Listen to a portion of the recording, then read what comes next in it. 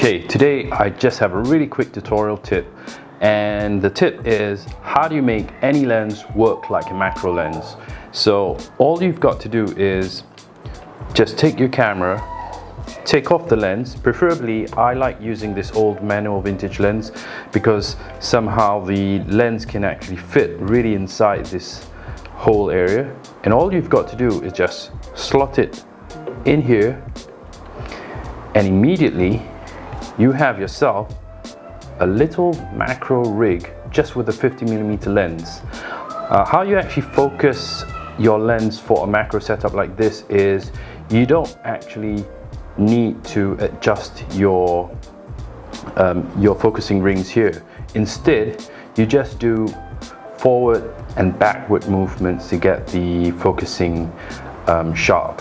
And the other reason why I like using a vintage lens is because the fact that you can adjust the aperture here manually. Because if you were to actually do this on a fully electronic lens, once you take off the lens itself, you won't have any means of changing the aperture.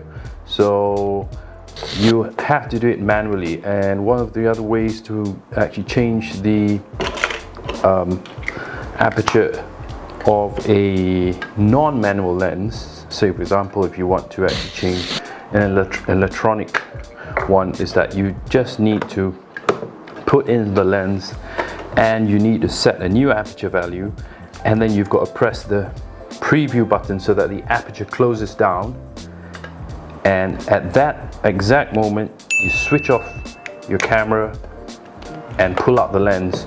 So what happens is the aperture will be stuck at that particular value that you set it at. So this is my quick tip of how to make any lens turn into a macro lens, and it's free, so you should really give that a shot and try and see whether or not you like just giving it a try.